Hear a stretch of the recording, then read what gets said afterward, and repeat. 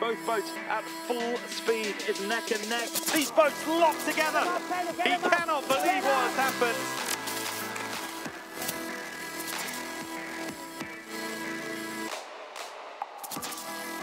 No room! Pulls the spray, barreling down the line. As they're coming on the inside, bark out, burying the bow. I think there's contact between the rack and the pole.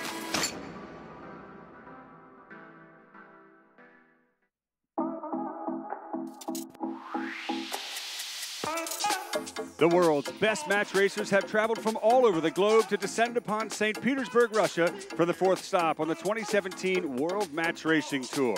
Welcome to Match Cup Russia, hosted by the St. Petersburg Yacht Club and supported by Gazprom. We're set on the picturesque waters of the Neva River here in St. Petersburg, the first time a World Tour event has ever taken place in Russia.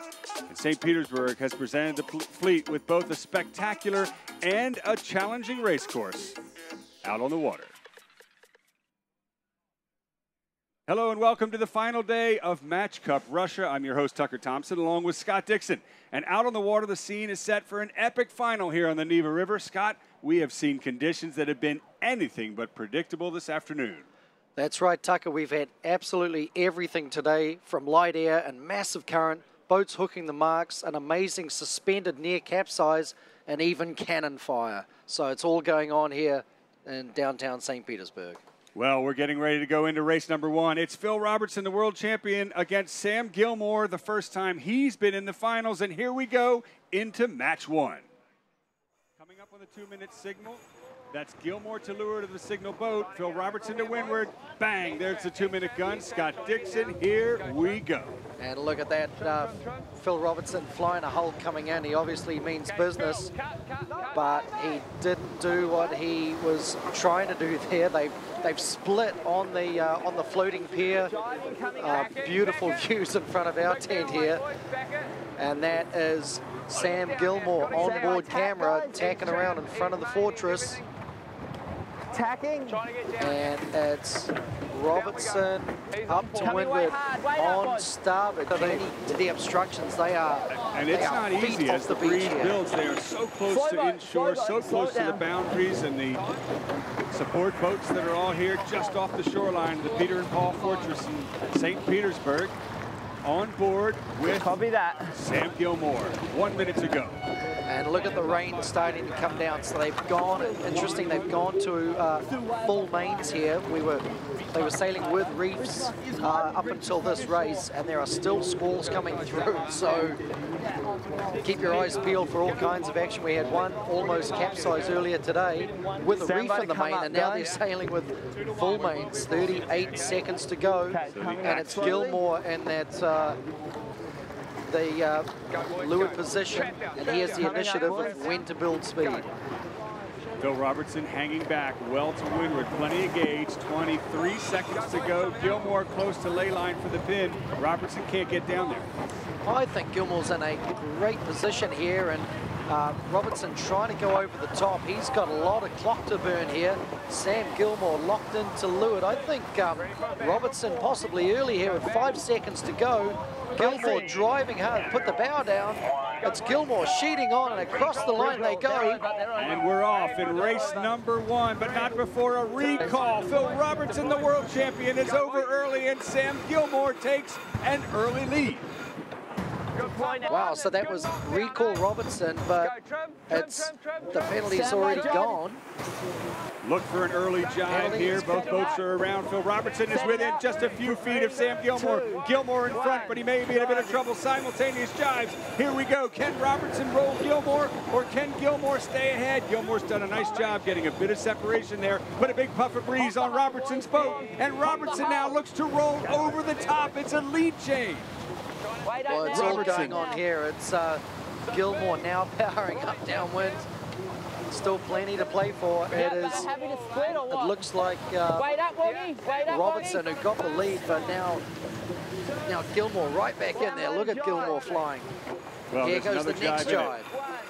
Robertson has the lead into the leeward gates, but Gilmore now is right on his heels. Nothing in this match, just as you'd expect.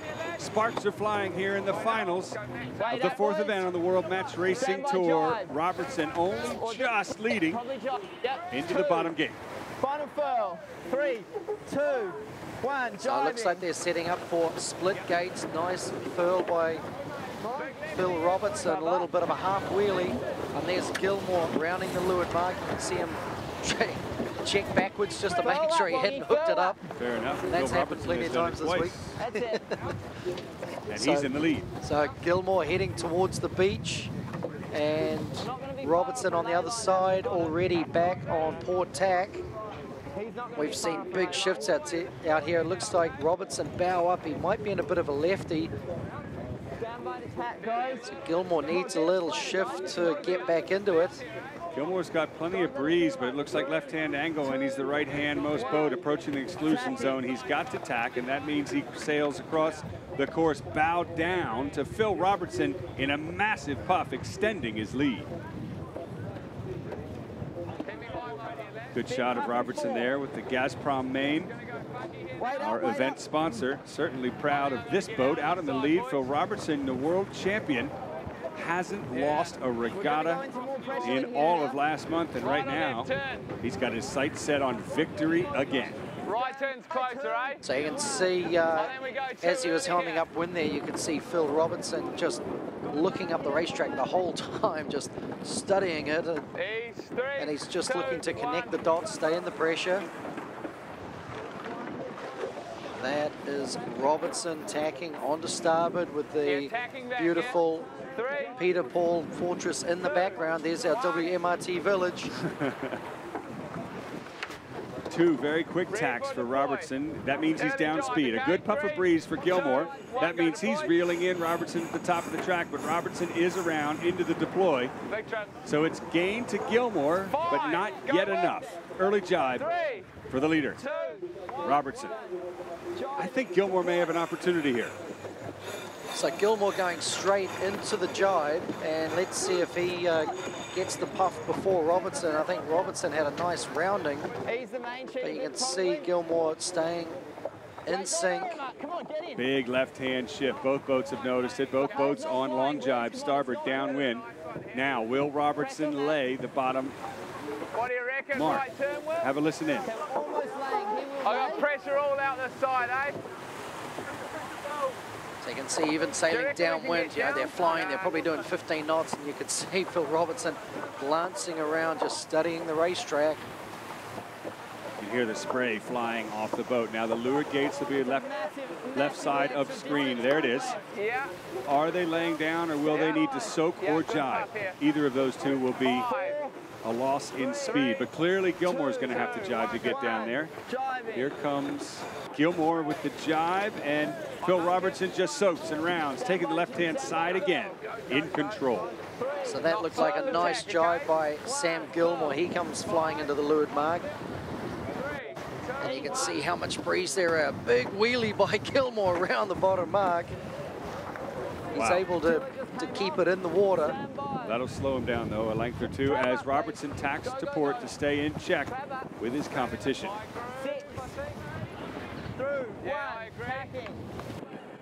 Great shot of Robertson out there on the rail. One of the few helmsmen that likes to sail from the rail and have another man in. You have to have one person off the rail. Sometimes it's the helmsman. In this case, it's the forwardmost crew. So you can hear Robertson talking about the upcoming maneuvers and how many they want to do, which side of the racetrack they want to play. It looks like he's, sounds like he's going to play this one conservatively, do as few maneuvers as possible. Now, Robertson looks a bit slow out of that upper right-hand corner. Gilmore's got some breeze, but still a very big delta to reel in to catch the current world champion on this leg 5 of 6 towards the finish line. I'm coming out one. Cover tack. So there's, Robertson tacking for the final time, or does he think he's laying the top mark? It's tough to tell from this point. The green top mark will be the final turning point of the match before the finish line. Has he got it? Right-hand side of screen, look for the green mark.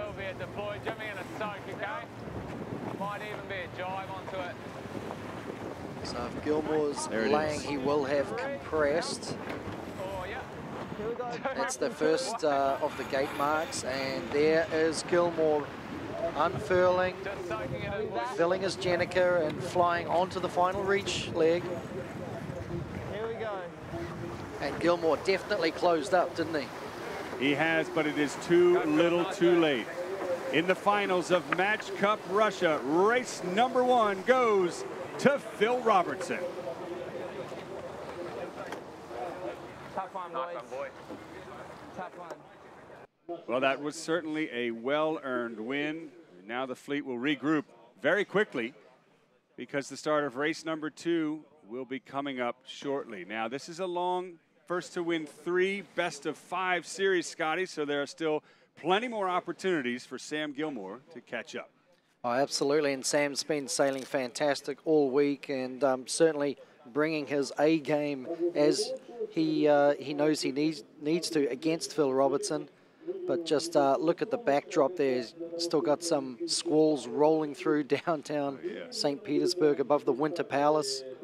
And that's just an indication of how tricky, shifty it's going to be out on the racetrack, and how the pressure, the breeze is going to be up and down. And that could certainly come into play this afternoon. This morning we saw a squall that brought almost 40 knots of breeze. Now we went down to reef mains earlier today. Now we're back up to full mains. And the action could really heat up if we see a storm in the middle of the racing. First to win 3, best of 5. Phil Robertson is up 1. He's in the blue boat right there with the yellow flag. He'll be entering below the signal boat in 43 seconds. Facing Sam Gilmore again in the red boat, top right of your screen, just under the Winter Palace here in beautiful St. Petersburg on the Neva River. So 2 minutes and 30 seconds. It was interesting, the first start, Tucker. Robertson came out with guns blazing, and I think he just got maybe a little over-aggressive. I'm not sure, just a small wobble there at the start. He was over the line early and had to drop back and concede, so it was Gilmore that had the early lead in race 1, but Robertson who finished it up with the point. And what an upset it would be if the young Aussie could upset the current world champion who hasn't lost a regatta yet in M32s here on the tour. Here we go, the 2-minute signal is underway as both boats enter the pre-start. So that's Gilmore to windward, went for the unfurl, but Robertson came reaching along the bottom. Robertson, in most all the matches I've seen, likes to lead in the pre-start and likes to head down into this lower left corner. Yeah, so Robertson clearly very confident in his ability to kill time, and the way to kill time is doing what they're doing right now, which is throwing the rudders around, and you can see the boats absolutely parked next to the beach. It's like they've just put it in. Look at them, stopped, absolutely stopped. The other thing here is that the current is ripping down the beach a fair bit, so right now they are literally stopped in the water. They are, looks like they're anchored, doesn't it? So that's the expertise of Phil Robertson. So now it's up to Sam Gilmore. Obviously he can't go between Phil and the beach, or at least the limiting marks. And if he tries to go between Phil and the start, Phil will hook him and try to luff him up. So Gilmore is on the offensive position here, and he's going to have to react to Robertson. 40 seconds to go, both boats starting to speed up. So here we go, that is Gilmore to windward. He tried to accelerate first, but I think Robertson matched him quite well there, went for the unfurl. And Gilmore, has he got enough time to go for the tack around? I don't know if he does. And so I think Gilmore's, Robertson's just going to sit there. Leeward rack is the call, and you can see his crew member pulling it in, raising the drawbridge, as I call it. 10 seconds to go. Robertson in a very powerful position, luffing his Jenica, but he's in the bow forward position. 2-1, and he sheets on, and away he goes, and it's Phil Robertson accelerates away quickly, leaving Sam Gilmore standing stopped. If there was ever a way to win a start in a multi-hull match race, the master of the match racing tour, Phil Robertson, has done it. The lead already stretching 6 or 7 boat lengths over Sam Gilmore as Robertson leads at Mark 1. Wow, he made that look easy, didn't he? But now it's Gilmore's time to gain. He's got the puff, still flying a hole beautifully down that first run. And Gilmore compressing quickly as Robertson goes into the jibe. So it looked like a big lead to Robertson, but look at that. Gilmore's done well. He's still got the jibe to go, but he's definitely closed in. There's the puff to Robertson. He was waiting for it, and he got it as Gilmore jives to follow. Gilmore has closed gauge by a few boat lengths. There's the Peter and Paul Fortress in the background with the fans watching here, halfway down the run. Hull's just out of the water on both boats. Next jibe is Robertson into the leeward gates. Well, this is interesting, and you can see how close there that Gilmore's gotten to Robertson. Now he has to soak down if he wants to go to the opposite mark instead of jibe. And that's Robertson around the leeward gate, flying a hole. Now he settles down, and Gilmore only now just soaking down. And it's when you get slow down around that leeward gate, you're pushing a lot of current. And I think that might have been an expensive rounding for Gilmore, 12 seconds. I agree. You almost wonder if Gilmore could have gone around the same mark as Robertson and just rolled into attack. There seems to be a little more breeze over that side, and as you say, he wouldn't have had to sail down speed against the current to get to the opposite gate. Robertson has already tacked to connect with Gilmore. It's awesome the way Robertson, his head is on a swivel. He seems to spend most of his time looking upwind and not actually head in the boat. And that's just obviously supreme confidence in his and his team's ability to keep the boat in good trim. Now you're listening in on audio from Phil Robertson's boat. Copy. Out in front. There's a look at both teams. And a big game. Far right-hand side of the screen to Robertson. Should lay, okay? 2, 1. Well, I got knock on. You're on. Great shot there. It's almost like we were on board. Do you want to tack and match it? Sides in the tack. Right marker's closer here, eh? Wow, so a lot of current out there as we're watching Robertson work his way 3, 2, up the 1, beach tacking. on starboard. He rolls into attack. So Robertson very close and Deploy. to the top mark. He thinks he's around, so he's gone for the deploy, puts his bow down. Yeah, you're right about Robertson. 10, 5. Looking around and making his own calls. He reminds me a lot of Peter Burling, who just came from covering the America's Cup. Jiving. Burling likes to call his own shots and keeps his head looking around the entire time on the course. There's Gilmore, having just rounded 13.8 seconds behind. Trim now. Stand by. 3, 2, 1. Jiving. So Robertson making it look easy at the moment. It wasn't easy for him to get to this point. Quarterfinals, he had to sail coming from behind all the way to 5 matches, and then in the semifinals against Ian Williams again this morning, he had to sail all the way to 5 matches. Some of the most exciting racing we've seen. But now he's got the better of Sam Gilmore, and the question is, can the young Aussie find a way to turn the tide in this first to win 3 best-of-5 finals of Match Cup Russia? Yeah. Well, nice pressure on Phil Robertson's boat now as he comes 1. dialing down into the leeward gate. It looks like he's turning to the right as he furls his Jenica. Nice, neat, clean furl. Again, good pressure left, eh? And you can just hear the communication on board. It sounds very conversational almost, doesn't it?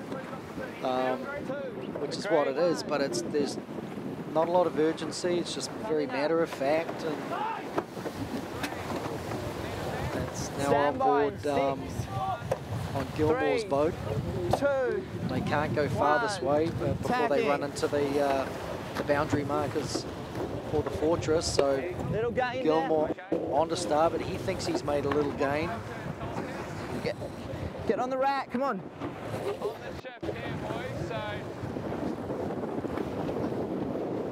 From the left-hand side, Robertson just looking below the boom there, having a check at where his competition Gilmore is, converging from the right.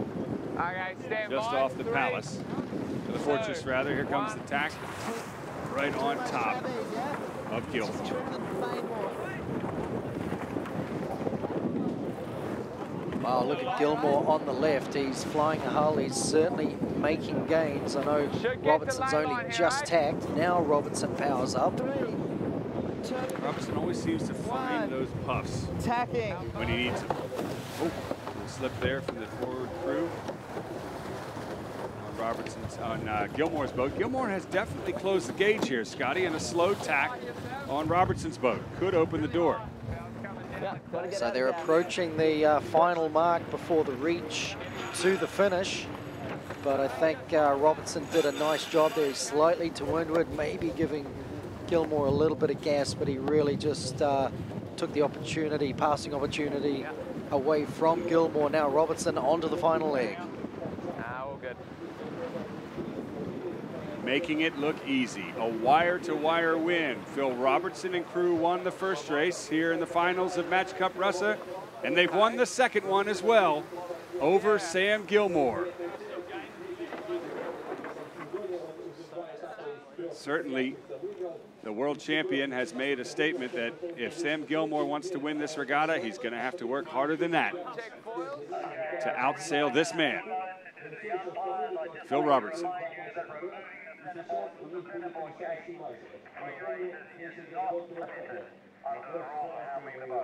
The umpire's just communicating a rules clarification.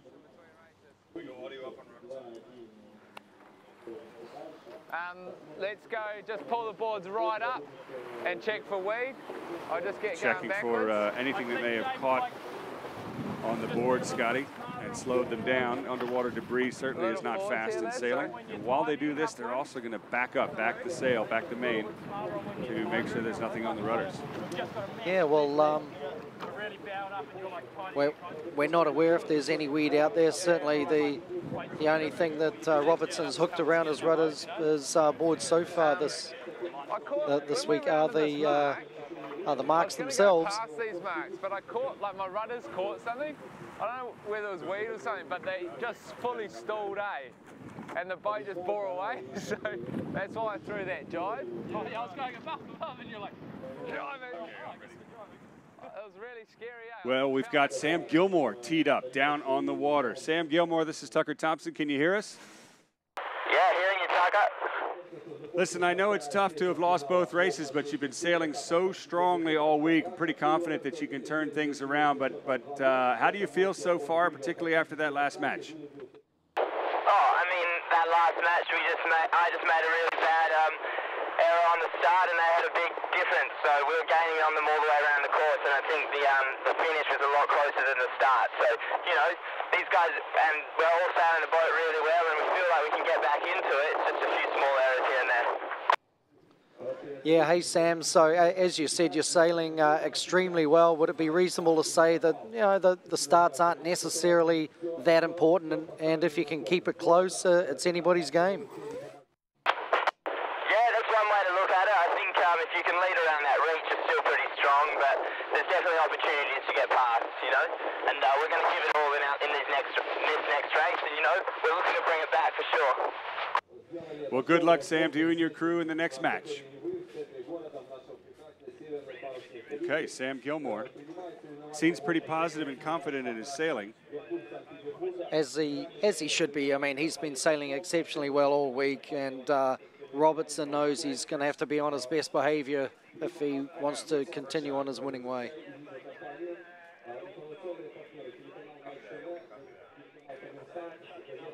So now, Scotty, let's go down to a replay and have a look at how things went down with the starting line.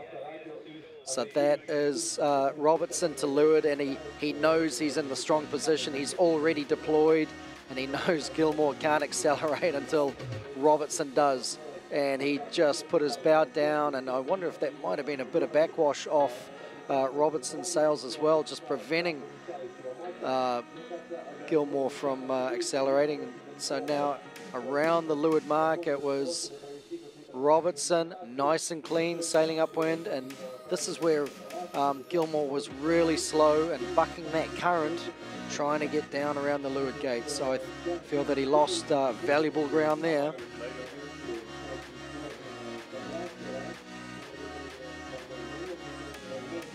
So this was the final downwind mark where Robertson had a sizable lead by this time.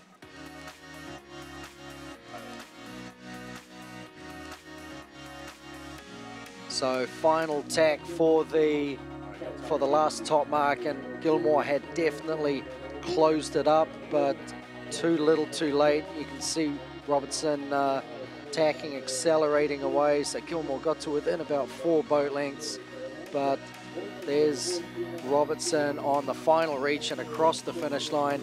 Made it look easy in the end, but it was really a couple of key moments that he really took to seal the deal. Well, now let's have a look at the analysis here, particularly as you heard Sam Gilmore say he was fast in coming into him. Let's see what the numbers say. Scotty, Robertson on the left, Gilmore on the right. Well, the top line certainly very significant, and that was where Robertson got a jump on Gilmore at the start, and that kind of set the flavor for the race. Speed at the start, Robertson was flying at 15 and Gilmore a little bit slower. Distance sailed, Gilmore sailed less distance by 100 meters. Interesting. So Gilmore obviously sailing well, and we knew he gained all the way around. Average speed's pretty similar. Look at those top speeds, both cracking 20 knots. That's awesome. And yeah, race time. So you can see Gilmore was 8 seconds slower, but again, he gave up about 11 seconds at the start. So Sam Gilmore and his team sailing well, but it was really the jump at the start that gave the control of the match to Phil Robertson, which he never relinquished.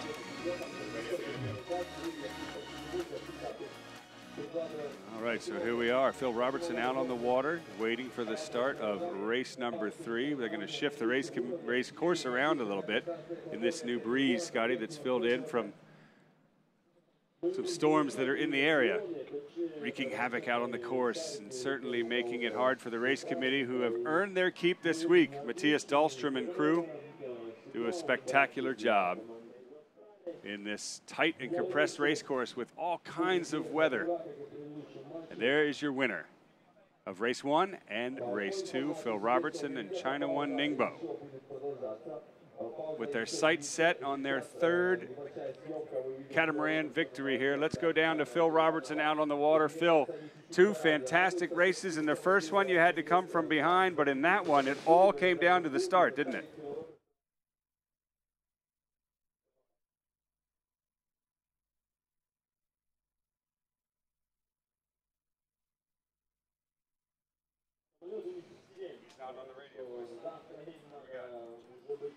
We can, Phil's talking to us. Almost fell over there, didn't he? So, well, since I speak Phil, Kiwi, let's try it. Phil, can you hear us out there? Yeah, mate, I got you now. Okay, excellent. Let's try that again. I couldn't hear you, which means no one around the world could either. But first race, you guys came from behind. Second one, it came down to the start. Yeah, it was. I think we've identified you pretty much need to get a jive in early and get out of this current downwind whenever there's a shift right. So we did that race 1 and managed to roll them and get ahead. And then race 2, for sure, the start was the key moment, and we got a nice tow away at Mark 1, and then yeah, managed to keep it in front. But it's not easy. It's still very shifty and puffy, and yeah, it's a hard racetrack to stay in front on. And the current obviously still a major factor, Phil, especially when the breeze goes light downwind. As soon as it goes light, you're just fighting current the whole way downwind, so it ends up being a bit of a race to the bottom mark of anything. So yeah, it's a yeah, it is. It's a current. There's 2 knots of sailing on a river, but it's part of the game. You know that sailing, you've got to deal with everything that's thrown at you. Hey, Phil, Tucker here. You know, we interviewed Sam Gilmore just before you. He reckons he was chomping into you the entire way around the racetrack. You agree with that, that he's actually sailing a lot better than perhaps the finish scores may have shown? Yeah. We pretty much taught him everything he knows, I think.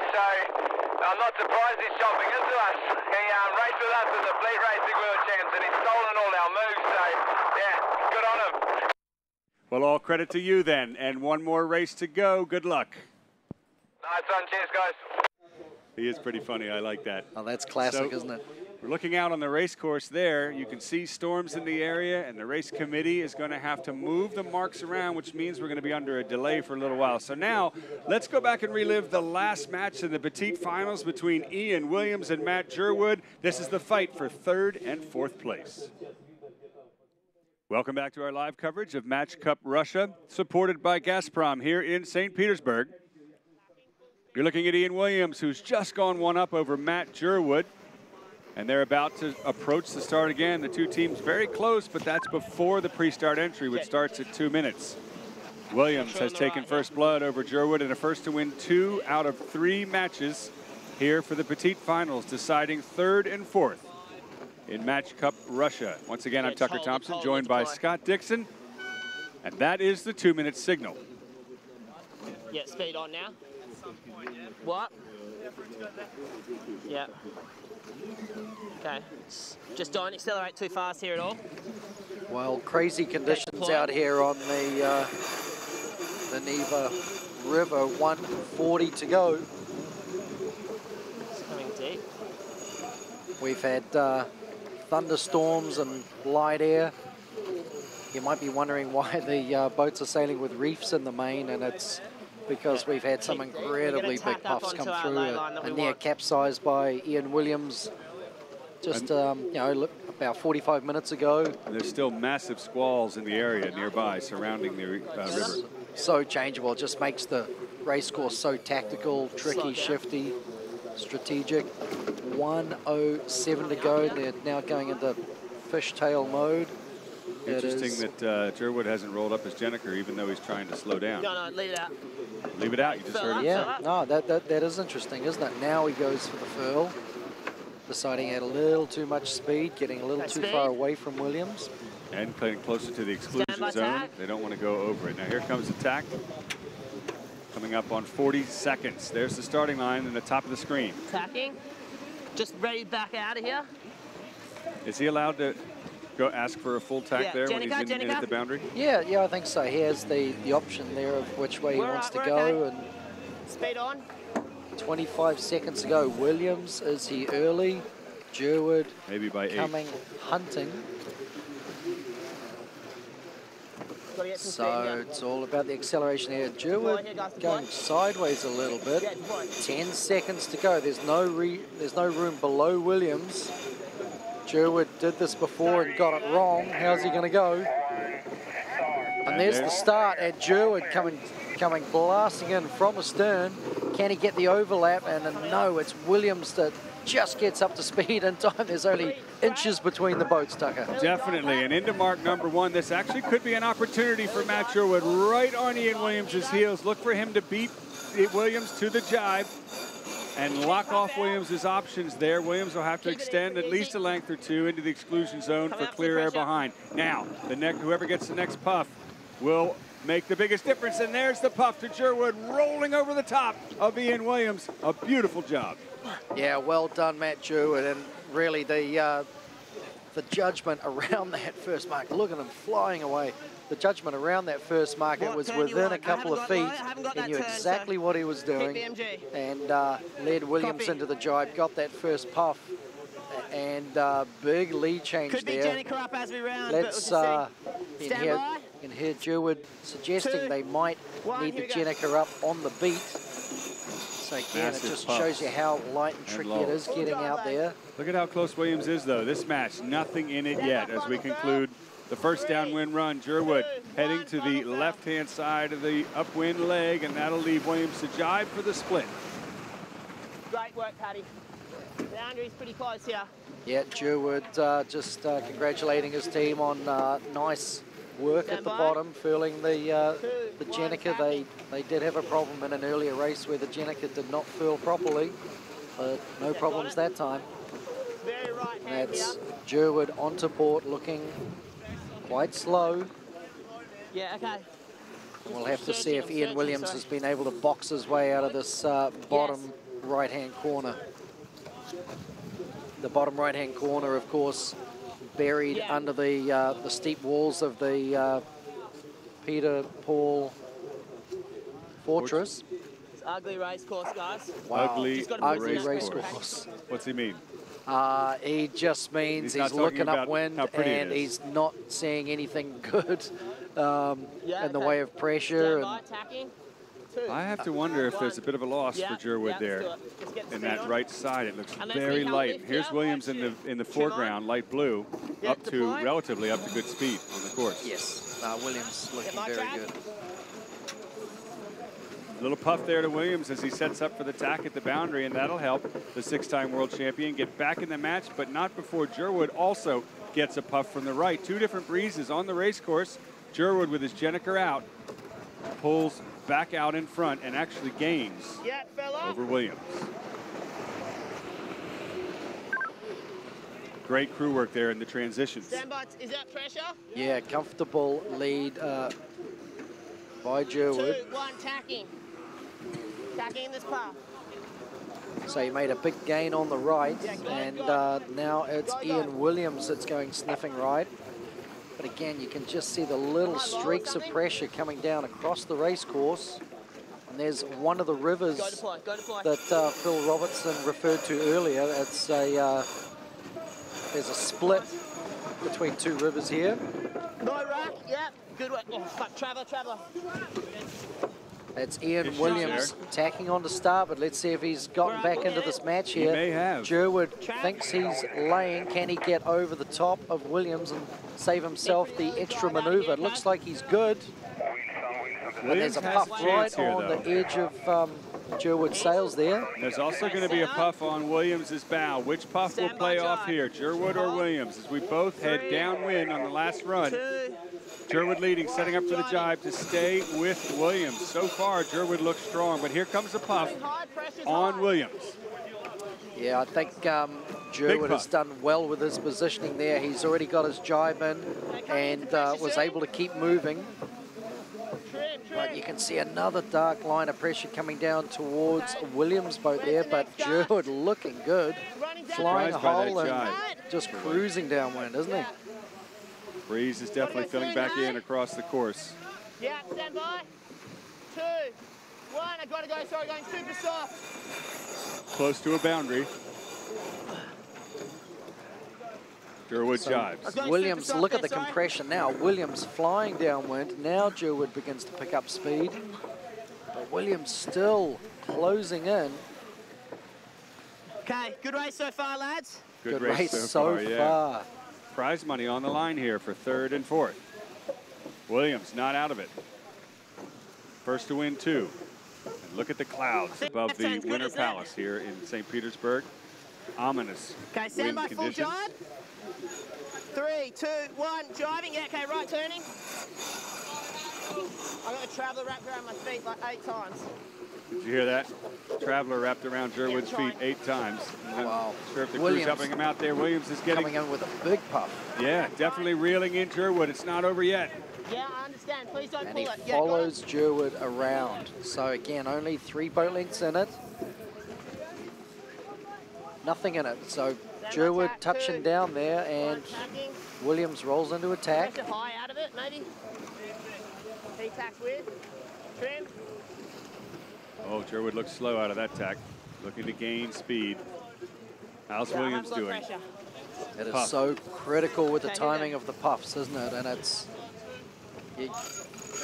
amazing how close the boats can be, but not get the same breeze. And that is Williams on port to leeward, approaching the Peter Paul Fortress. It just always looks like Williams has a shot to get back in it, and then Jerwood finds a way. Nice puff on Jerwood, flying a hull right as Williams tacks in a light spot. Great shot there. Here we go, 2. Can Williams find a way to catch up, or will Jerwood even the score? Yeah, got it. So Williams sailing quite quickly at the moment. Let's see how quickly Jerwood gets up to speed as he passes in front of our commentary tent here. Here comes Williams for the tack again from the left on to port. Wow. You know, Williams is not making that many mistakes. It's just that Jerwood is connecting the dots better and Okay, could be a just deploy. sailing On it. very well defensively. Yeah, and it's very tricky in these conditions. It's almost where you want to match race, you want to cover your opponent, but it's almost more important to connect the dots, as you were saying. Sail more expansively on the course. Yeah, stay in the pressure, keep the boat moving. Right. And the difference of going the extra boat length, attacking the pressure, can be a big thing. This could be the last opportunity Williams has to reel in Jerwood right here. Is it a right-hand shift? Can Williams keep his speed on, or will Jerwood just simply cross ahead? I think Williams has gained, but not enough. Jerwood Okay, here we go, coming down. rounds out in front and turns around the final mark for home. Well, that's it for Williams, but not for the match. With this win, Jerwood will even the score at 2-all in the Petit finals and force a third and deciding match to see who will win to take third place.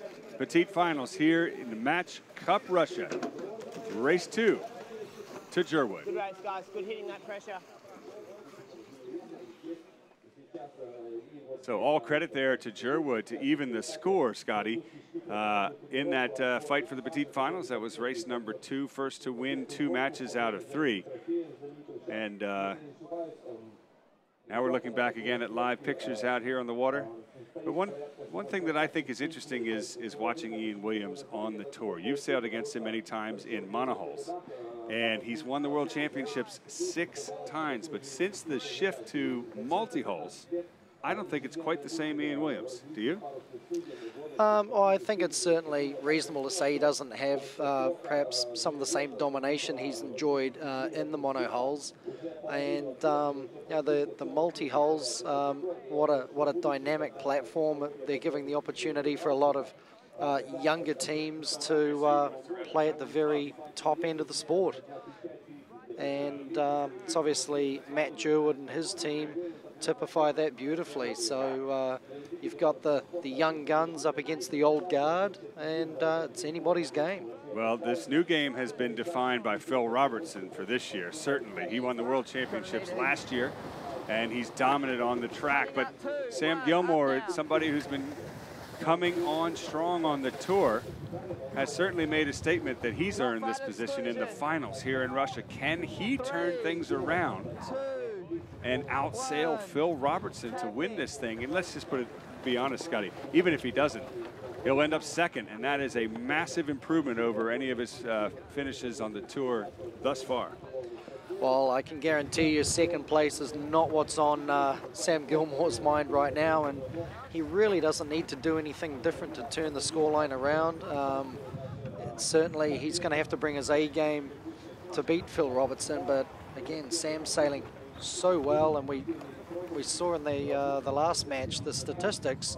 Sam sailing less distance, sailing the course a bit quicker, but just got held up at the starting line by better positioning by Phil Robertson. So I think if Sam can keep it clean, keep it simple, yeah, anybody's game. Well, to get into this match, Sam Gilmore had to outsail Jerwood, and he's done that. Jerwood is his training partner, and they're from rival yacht clubs down under in Australia. Now Jerwood is up against Williams in the Petit finals, as we just saw, 1-1 in a first to win 2 matches for 3rd and 4th. Williams, a 6-time world champion. Let's see how the finish went down and joined the last race of the Petit finals. Ian Williams and Matt Jerwood. The wind gone back left a bit. Back to live action here on the Neva River in St. Petersburg as Match Cup Russia continues. This is the Petit finals to determine 3rd and 4th between Ian Williams and Matt Jerwood, tied at 1-all. Once again, I'm Tucker Thompson, joined by Scott Dixon. And we have got the 3rd race coming up in 30 seconds, the pre-start entry, the 2-minute period. The black boat to the right of screen is Matt Jerwood from Australia. The light blue boat from Great Britain is Ian Williams, 2 hour left. Scotty, we're coming up on the 2-minute signal. These guys have tied at 1-all. Who's your money on? Yeah, well, we heard from Matt Jerwood suggesting that the breeze has gotten light enough that perhaps they shouldn't be sailing with reefs. But it doesn't matter. It's match racing as long as they both have the same configuration.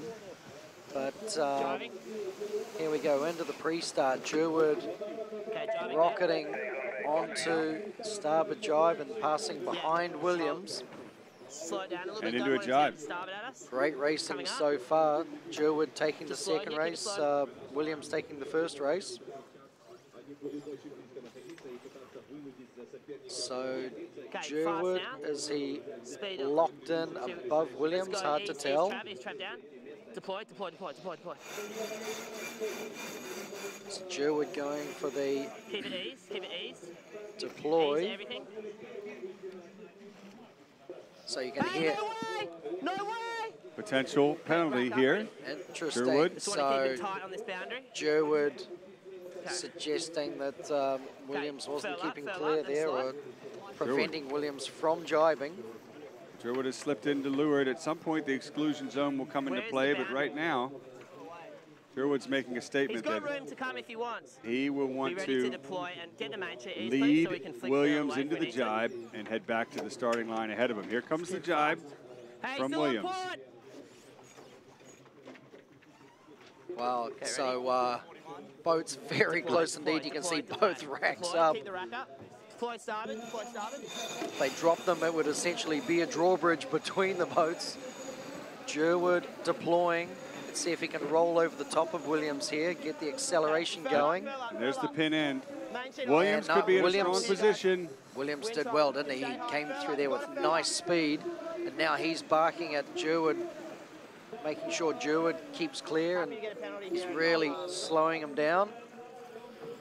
Did you hear that? Probably get a penalty here. That's what we heard from Jerwood.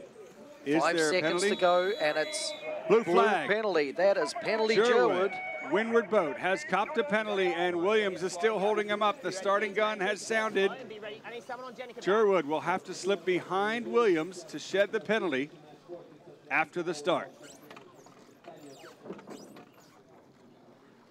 Okay, so Williams has not pulled the trigger yet. He still thinks he can pin Jerwood out. Now he goes for the unfurl, bow down.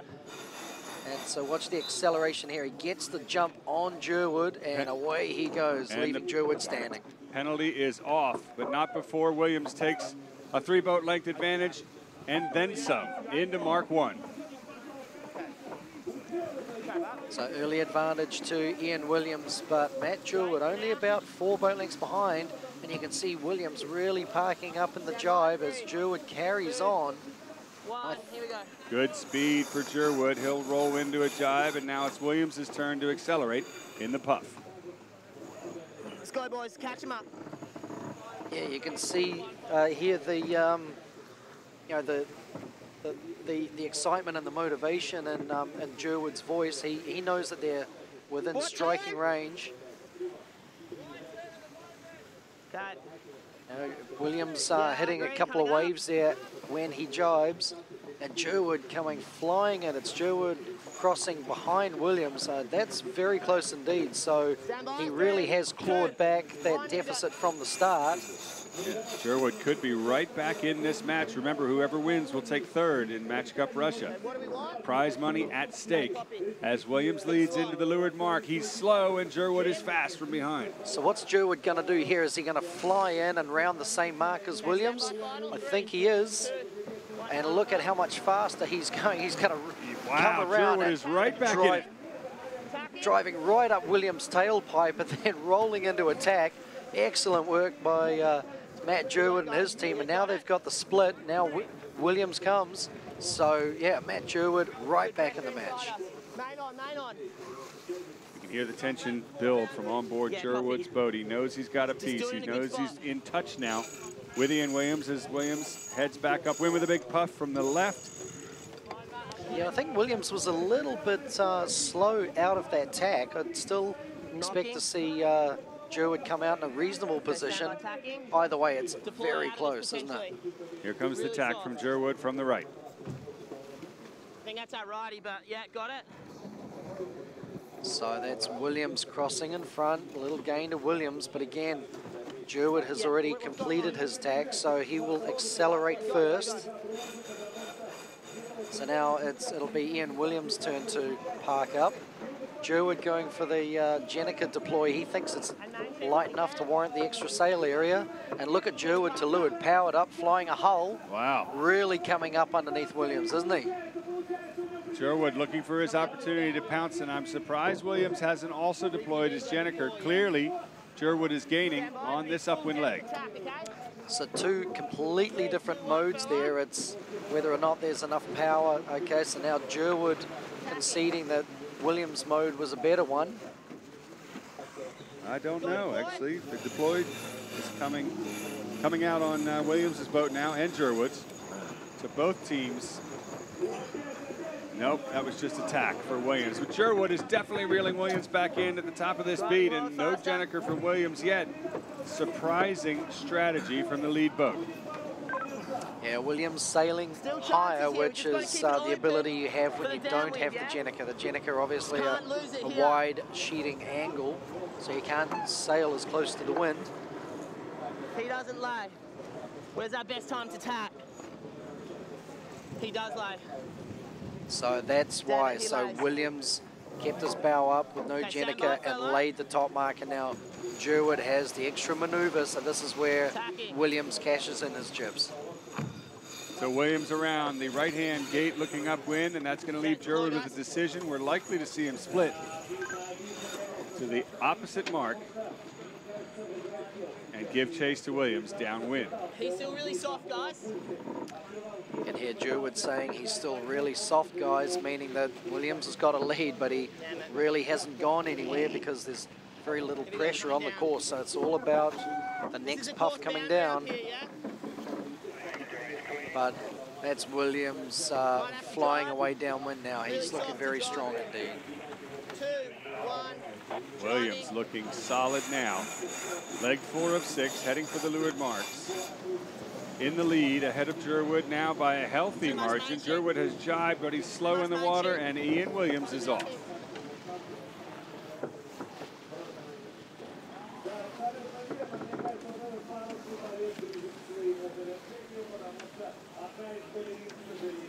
It's Ian Williams out in front, getting a little bit of a puff now. Flies a hole momentarily and then touches straight back down again. 2, 1, here we go. Again, just an indication of how puffy it is.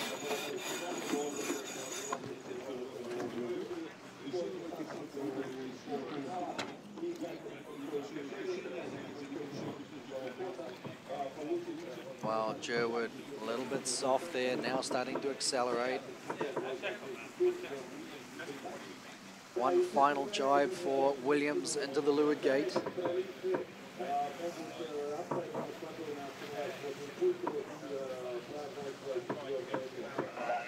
Standby drive here, Nice guys. tidy rounding by Williams.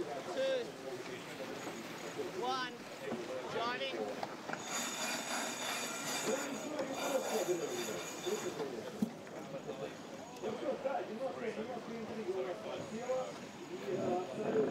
So there you go, there's Williams on the left sailing upwind, Jerwood sailing downwind. Jerwood still on the previous leg.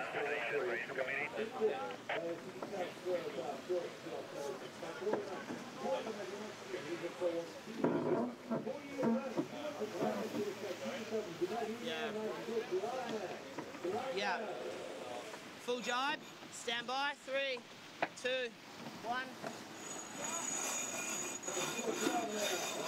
So Williams and his team, you can see one of the crew members all the way forward, the team looking upwind, studying the racetrack. Just hold it here, guys. Hold it for the rounding.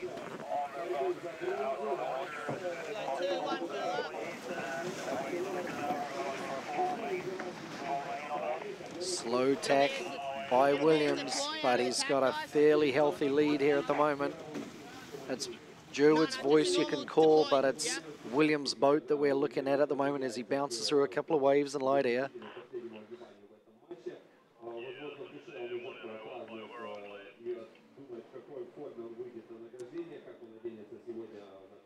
Nice view of our WMRT village in the background on the beach in front of the fortress with the sun shining.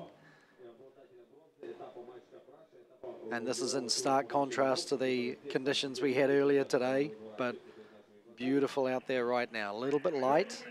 It'll be interesting to see if the race committee elects to sail with full mains for the finals. You would think, you would hope so. Now, I just received word that they are expecting more squalls imminently this afternoon, so perhaps it's a safety precaution to keep the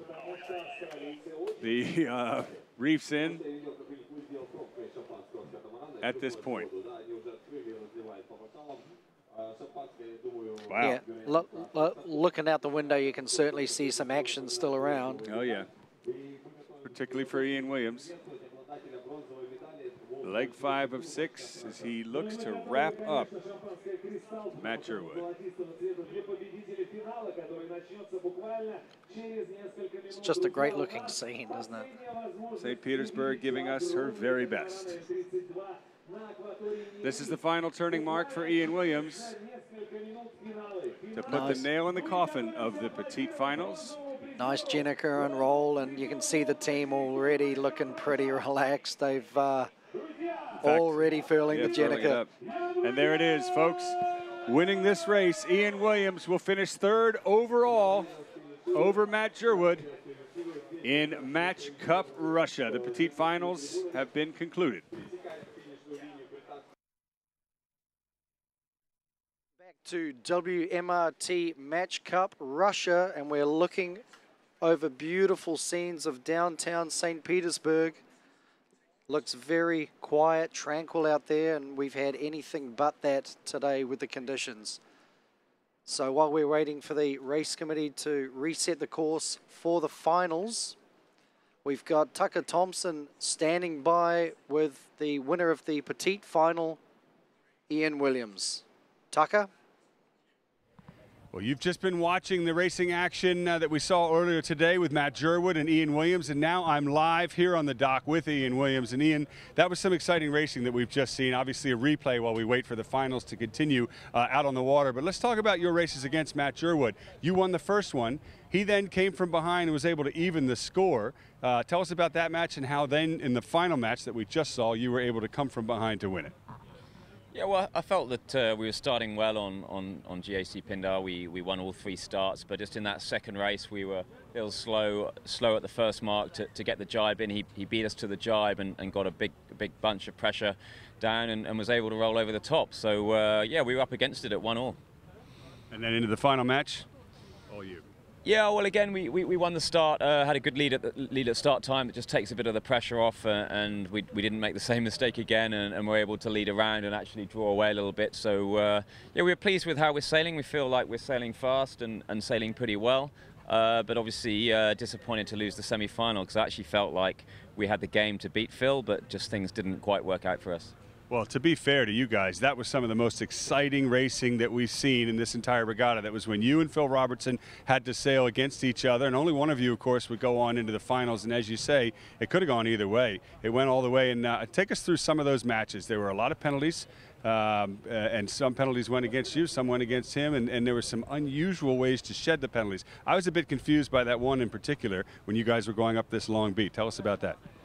Yeah, I think there were penalties on both boats, but I think what really hurt us was the timing that we got our penalties. If you get your penalty just as you go around the bottom mark, it's very hard to shed. If you get it at the top of the run, you're already behind. It doesn't really, it doesn't really affect you. You've got a chance to get back into it. So really, the timing of the penalties was hard for us. That first race, we spent the whole beat trying to do it. He spent the whole beat trying to trap us and stop us from doing it. I think he was maybe a little lucky not to have it blown off because we've been told that we're not allowed to prevent the other boat from doing the penalty. But that's the umpire's call to make, and they made the call they did, and it was good enough for him. And now what happened with that second penalty in the pre-start in the other match when he got it, and then he ended up getting 2? Yeah, again, he got the penalty, and then he didn't try and do it. He basically spent his time trying to hook us up and try and stop us starting. That's why he got the second one, and obviously that was a good lead for us, and we could win that race. So that was nice. The bottom mark one in race 3 was probably the critical one in the race. Apparently there was a boundary involved. We didn't see it. I don't think he saw it either. But there was a boundary involved, and that's why there was no penalty there.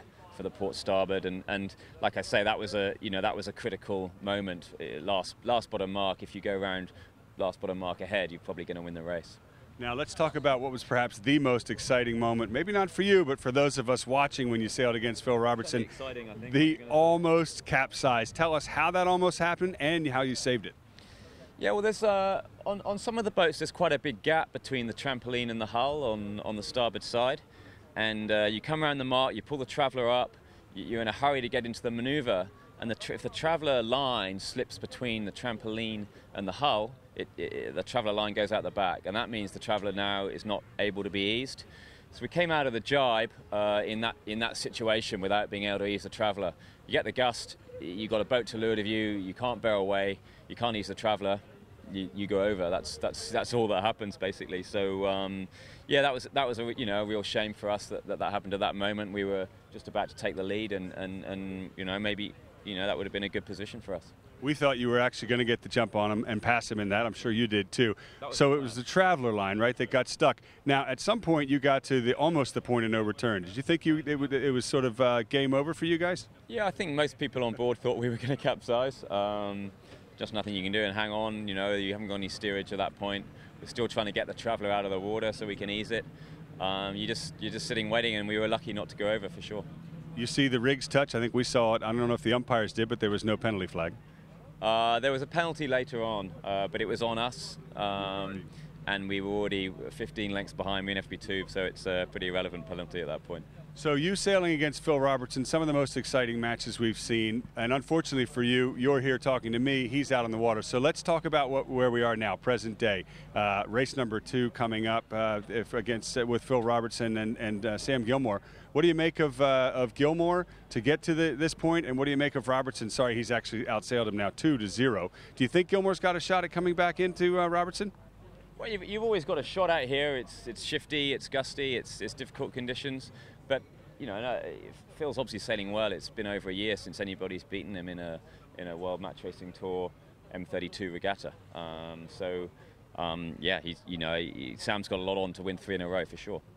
There was a time when we were talking about you the same way we're talking about Phil Robertson right now. You've won 6 world championships. I know you want to come back and do it again, but since the shift to these new boats, we haven't quite seen the same, I guess, podium finishes that I know you would want. Does that frustrate you? Does that get inside your head as far as looking at the scoreline? Oh, look, we're here to win, but we've got 3 podiums in the last 3 tour events, so I don't, a first and 2 thirds. We're not far off, and I feel like we're closing the gap all the time.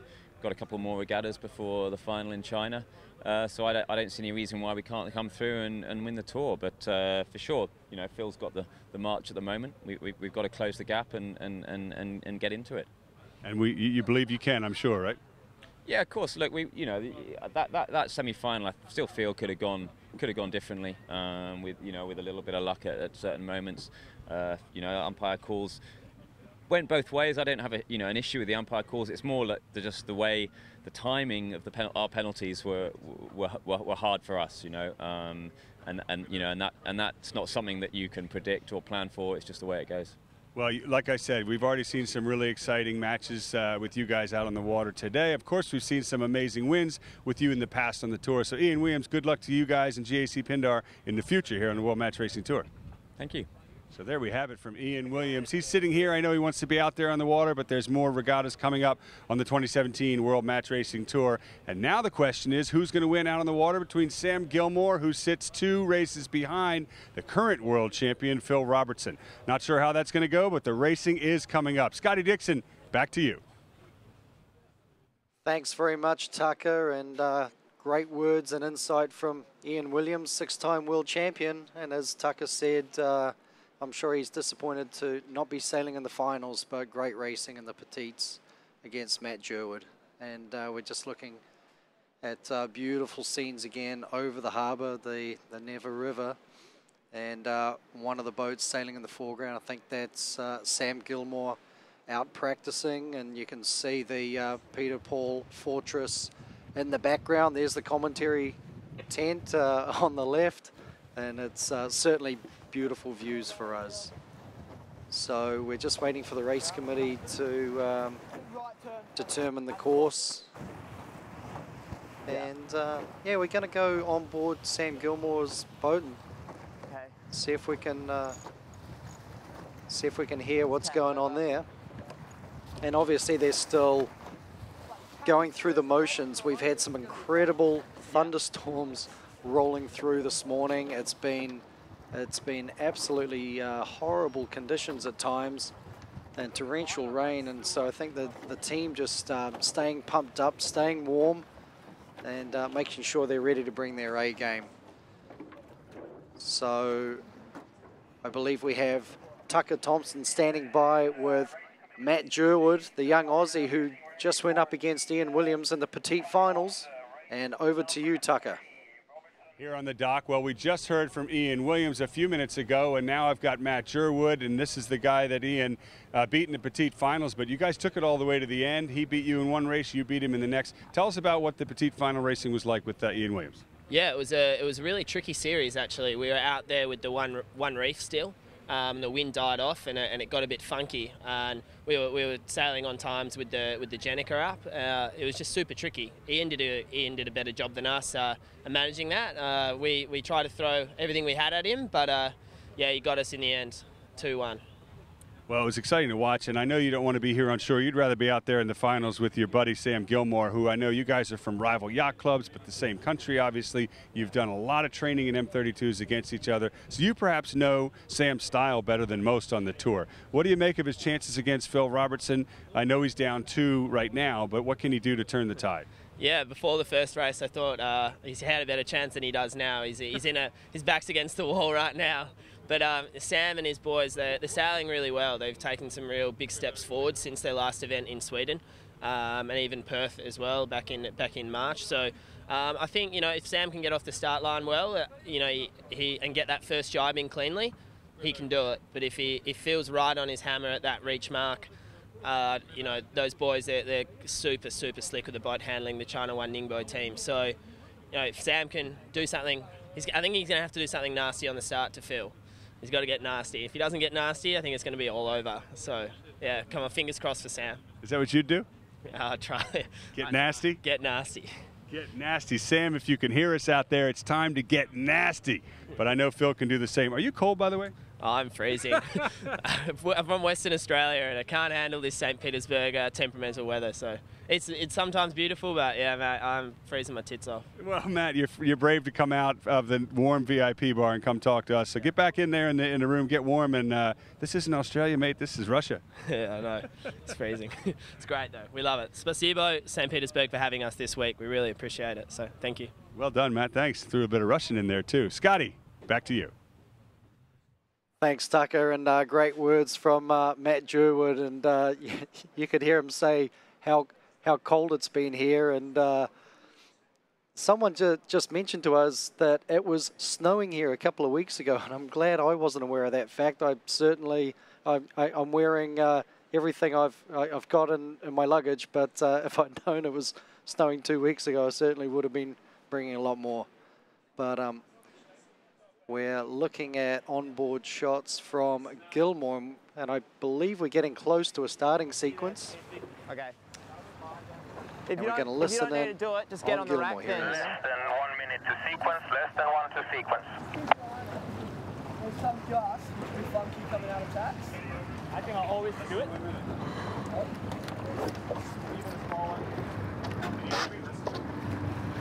Beautiful shot looking over the city there. You can see the sky seems to have settled down.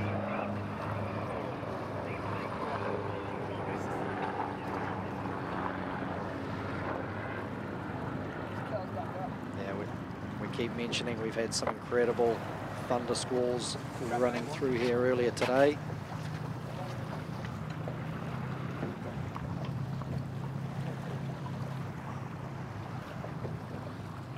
Counting down to the 4-minute signal in 5, 4, 3, 2, 1, 4. 4 minutes. 4 minutes.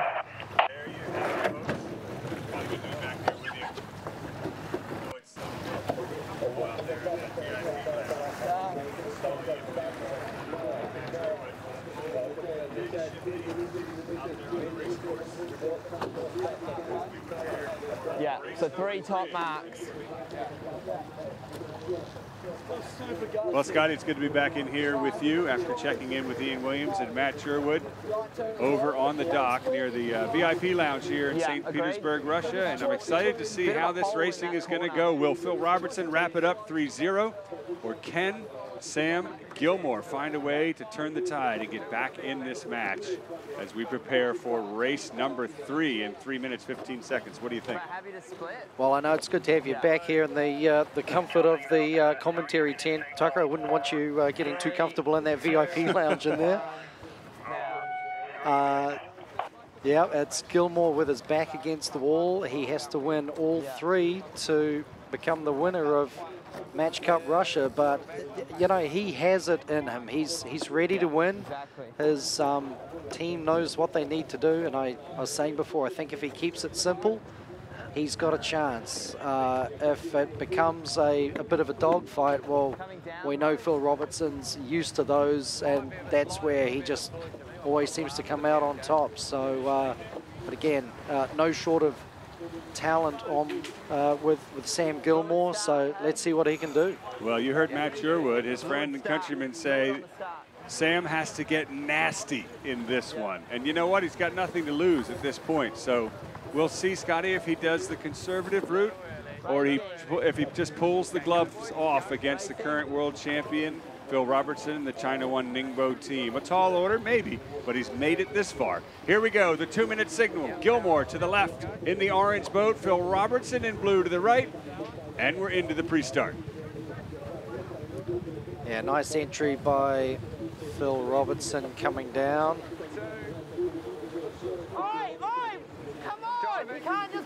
And that's interesting. That was Gilmore claiming that Robertson really didn't complete his jibe or have the option to jibe there, so he's asking the question of the umpires. That's Gilmore trying to get nasty already. Minute 30 to go, looking for the umpires. Green flag, no penalty, says Craig Mitchell. Bill Edgerton, the umpires. Minute 20 to go. You can feel the aggression. Here we go, tacking. So, Gilmore almost dead upwind of Robertson here. Coming away, easing, bearing away. So it's all about who can build speed and keep maneuverability here. Gilmore going for the jibe. Robertson matching. Yeah, Robertson defending the low ground. So how much time? 52 seconds. Robertson's in a prime position here. Again, Sam Gilmore, if Robertson's looking like he's in a good position, I'd hate to see Sam Gilmore push a bad situation hard and end up with a penalty or further behind like he did last time. But, you know, if he can just stay close and breathe down his neck, there's plenty of passing lanes out there. Speed. 22 seconds to go, and it's Robertson powering up. It's the game of cat and mouse. Now Gilmore puts his bow down. Is there room between him and the starting pin? I don't think so. Pretty sure that Robertson is going to close the door. There's the gun. We're off. Race number 3, and Phil Robertson with the deploy is already well ahead of Sam Gilmore, who's up against it to catch up. Yeah, it's almost like Gilmore, I don't know, a little bit delayed on the deploy there. I'm not sure why, but it's Robertson around the first mark with a length of lead of 2 boat lengths. But he's in a good position to lead the jibe and roll Robertson. And we've seen this so many times today. There goes Robertson. Where did Gilmore jibe? Right on top. Gilmore, is he far enough forward to roll Robertson? No, Robertson got a nice puff out of it, and away he goes. Nice jibe, boys. Yep, Robertson very happy with that jibe, as he should be. Robertson in the Gazprom boat. He's going to have the 2 in here, isn't he? Stand by. 5, 4. Great audio coming off of Robertson's boat. He talks his way through the race, and that certainly is entertaining for us to listen in. On board with Phil Robertson, leader so far at the bottom 3, marks. 2, 1, Phil. Now the question is, will Sam Gilmore follow around to get into the breeze that's off to this left-hand side, or jibe and split? Yeah, jibe and split hasn't worked so well in the previous matches. Well, the jibe and split only works if you've got enough speed to come in that it doesn't cost you that much extra to get down there. And I think in this situation it would have cost Sam a lot, so it was a difficult pill to swallow, but he followed Phil Robertson around. Tidy this up, please, boys. Robertson will tack early. Tacking. At the exclusion zone, and I think we can hear Gilmore tacking to lure. Mark, I need your head out. Canoes is off, eh? We'll see in a minute. As the boats pop around the Peter and Paul Fortress here in St. Petersburg. The sun trying to come out. We've had a lot of storms this afternoon. It's definitely a left-hand shift there, isn't it? So Robertson staying in sync with the breeze and his opponent. And Gilmore tacking back into the middle of the racetrack, trying to be a bit more aggressive and take the race to Phil Robertson rather than out to the exclusion zone. And he may as well. As Matt Sherwood said, Sam's going to have to get nasty to try and catch up. He's up against it at this point in the race. Yeah, he needs to just keep nibbling away. He may not be able to gain with every interchange, but it's important that he doesn't continue to lose. Okay, stand by. 2, 1. On board with Robertson, making it look easy. Ready to deploy. They set up for the top of the track and the next downwind run. 2, 1. So at about a 6-7 boat length lead to Robertson. He deploys his Jenica, which means he's going to accelerate and stretch out that lead a little bit. And nice breeze, nice puff as he flies a hull on the downwind leg. I wonder if we're going to see Gilmore roll into an early jibe, just to try and mix it up, try and change the game, and affect a split. Come on. 3, 2. Not yet. First jibe actually goes to Robertson. So you can see there, even Gilmore rounding behind Robertson didn't quite have the same pressure. We talked about this earlier in the week, that Robertson just seems to have his little private puffs when he needs them on demand. And there it is again, Robertson flying a hull and Gilmore just a little bit stuck. Yeah, stuck in the water. It is unusual that Robertson just hooks into puffs at just the right moment on the race course. One of the best multi-hole match racers in the world. This man, Phil Robertson. 9 can be on, 9 can be on.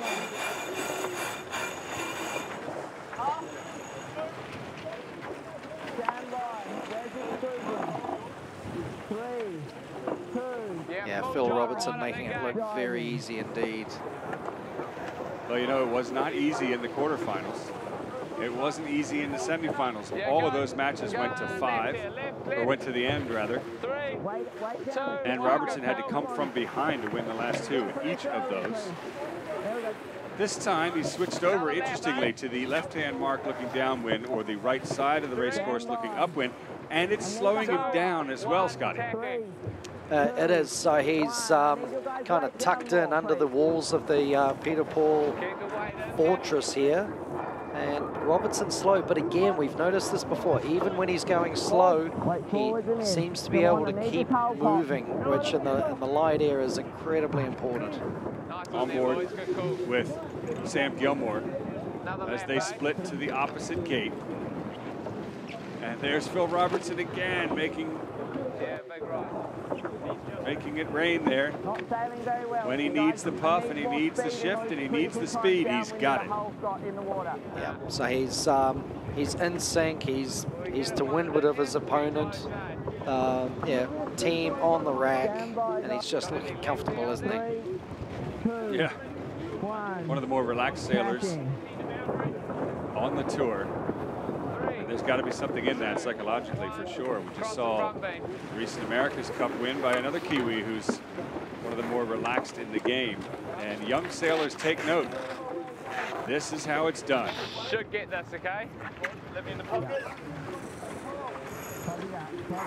So you can hear Phil continually updating his team about how the boat's feeling, what he sees coming down the track, and you know, really just coordinating the tactical picture so that everyone's on the same page.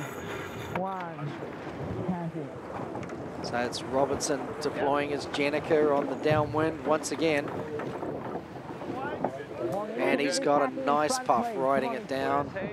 So now he's got the breeze and he's with the current and he's really stretching out. 5, 3, 2, 1. Light is here, boys. Into the jibe, Phil Robertson and crew. In front of the fans on shore at the beach here off the Peter and Paul Fortress in St. Petersburg, Russia, as the sun comes out and shines on Robertson. Big squash, boys. There it is again, Scotty. Another private little puff. Yeah, propels him downwind. Some of these puffs, we don't even see them on the water. It's just a little, Be careful here, Jimmy. you know, a little bit of pressure here, a little bit there, and Yeah.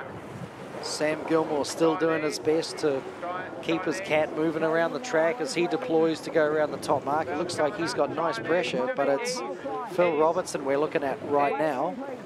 He's looking a little bit light down the bottom of the track, and Gilmore definitely bringing some pressure down.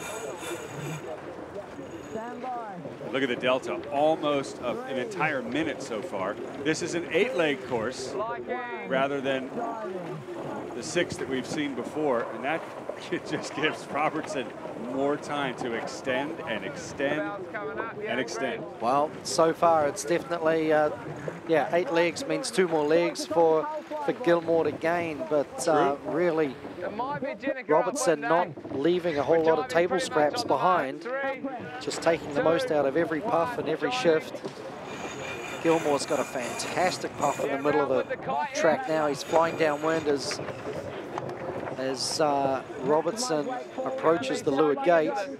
Gilmore definitely closing up, but he's well behind. There's Gilmore in the background coming charging down, but it's Robertson around the leeward mark, and you can see how light it is that Robertson has elected to keep his Jenica up. Now he's got the puff, so he'll be furling in that puff. Gilmore jibes one more time for the leeward gate. Hold there, Wood.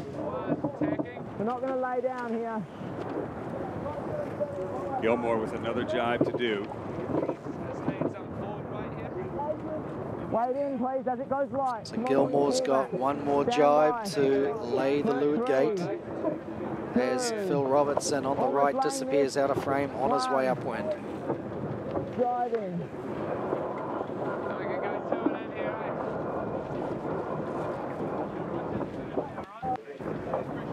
Wait forward, please. Where's boundary here? Copy. Attacking here, lads. There's Robertson folding into attack. Super light here, eh? This is a Super deploy, light eh? is the call from Phil Robertson. I think we've got big ups Wonder here if he'll as well. deploy the Jenica. Yeah, go deploy. So Yep, there's here it comes. there's the lead around the leeward Copy, mark. It hold. was, I think, something like 59 seconds at the top mark and 55 at the bottom. So Phil Robertson doing it all in Go style. above this yellow thing.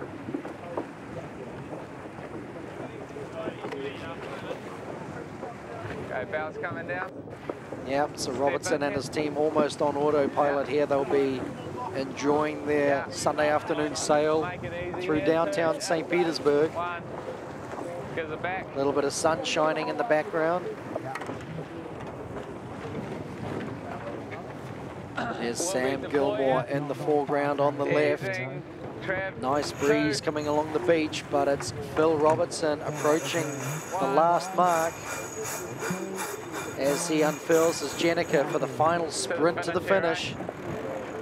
Get on, Traveller.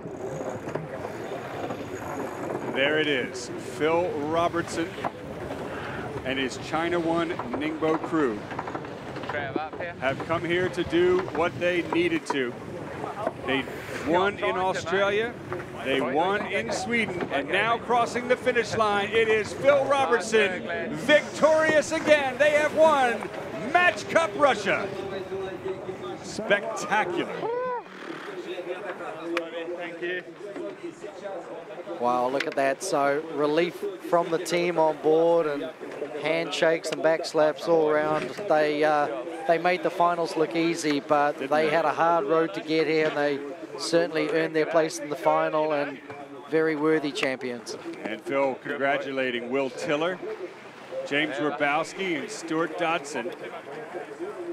The best crew in the business here in the World Match Racing Tour have won yet again. Congratulations. China 1 Ningbo team. And there is Sam Gilmore. Give him credit. This is his best finish in a World Match Racing Tour event so far.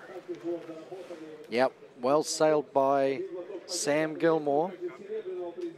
He did exceptionally well just to be in the finals, and of course he will have been hoping for a different result. He sailed well, but in the end, Phil Robertson just too good.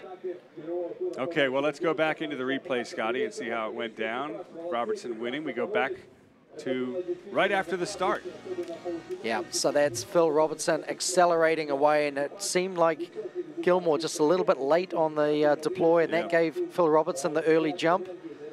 And then Robertson ahead through the leeward gate, and Gilmore electing to follow, which I think was the right decision there. It would have been a tough pill to swallow to go the other way, but the race still relatively close at this point. And then around the top gate again, it's Robertson leading downwind. And this is where he seemed to start to string the puffs together, and he really started to step out. He just got one or two puffs that Gilmore did not get. And then finally across the finish line, it was a big delta in the end, but it's been anything but an easy road for Phil Robertson. But flying a hull across the finish, 3-0 Phil Robertson. And that is how it's done. You're right, it was not an easy road to get to this finish, but he made it look easy in the finals against Sam Gilmore. And that was the final race. Now let's go into the analysis. Scott, Phil Robertson on the left, Sam Gilmore on the right. Well, again, it was Robertson who got the jump at the start. I wasn't sure if he had Gilmore pinned, but he certainly got the acceleration. Gilmore got up to speed, but again, he was 5 seconds later. Distance sailed. Robertson actually did a better job there than Sam Gilmore by 100 meters or so. And again, that was just a couple of puffs that he seemed to get that Sam did not. Robertson slightly higher average speed, top speed's very similar. Yeah, and race time, there you go, about a minute in it. So job done, Phil Robertson. Yep, it helps when your top speed is better, when your average speed is better, and you sail less distance. That's pretty much the way to do it. Yep, the numbers don't lie, and certainly the result is there for all to see.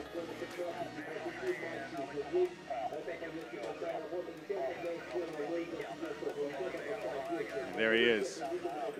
That's Gilmore. That's Robertson, rather. Well, let's go down to the water with Phil Robertson. Phil, Tucker Thompson here. Can you hear us? Yeah, I got you, boys. Well, listen, man, I got to give it to you. You know, last year you stomped into Sweden and you won the World Championship. And if anybody had any questions about that win, you answered them in Australia, you answered them again in Sweden, and you just dominated here in Russia, man. The only thing I can say is hats off, congratulations. How does it feel? Yeah, nice. So thanks, boys. Yeah, it doesn't feel like we dominated, to be honest. We've had a extremely hard run into this final and been pushed to our limits, I think, and we're probably all a bit exhausted now, but yeah, I think it's been a pretty cool event here, and an extremely difficult one, if I can sort of put any words to it, just with the conditions and the race course. It's so challenging here, and I think we're a bit mentally drained. Yeah, Scotty here, Phil, well done. Congratulations to you and the boys. Like you said, maybe you made that final race in particular look easy, but it was the road getting here that was tough, and obviously you had a lot of very fierce competitors preparing you to get to this point. Yeah, it is. It's very true. You know, I think the World Match Racing Tour is quite unique in the sense that you're sailing identical boats, and you know, it's team versus team, so the best one's going to come out on top. And look, it's been a fight from the beginning to the end, really. We've been scrapping pretty hard, even in our top 16 playoff with Stevie Thomas, our quarter-final with PJ Posma, semi-final with Ian Williams, and now the final with Sam. You know, it's tough racing and it's hard, and you know, we've enjoyed it, and yeah, thanks Russia for a great event. Fantastic event here in Russia, and fantastic to watch you guys win it. And Phil, I don't want this to go to your head, and I'm pretty sure knowing you it won't, but how does it feel to know that you're pretty much the best multi-hole match racer in the world? Yeah, you know, I think it's as you said, mate, it's not gone to our head. We know we've got a lot of improvements to make. We know we can be so much better than we've been this week, so that's what we're looking to do. We're always looking to improve. Well, if you're looking to get better than this, everyone else is going to have to work that much harder. Phil Robertson and your China One Ningbo team, congratulations on winning yet another World Match Racing Tour event. Nice one. Thank you. Cheers. I mean, what else can you say, Scotty? Here comes the Champagne Moment Award. Robert Magnuson, the CEO of Aston Herald, handing them the champagne. One of many well-deserved drinks tonight. Yep, Stu Dodson doing the honours there. The boys sharing a much-deserved celebratory drink of champagne. They will be, as Phil says, they'll be absolutely relieved. It's been a very tough, exhausting week for them sailing-wise. They had incredible conditions out in the open water. There's a great lineup with Robert, the CEO. Nice. Congratulations. Phil Robertson, Will Tiller, James Grabowski, and Stuart Dodson. China One Ningbo has won again. Well, plenty of celebrations here on shore tonight.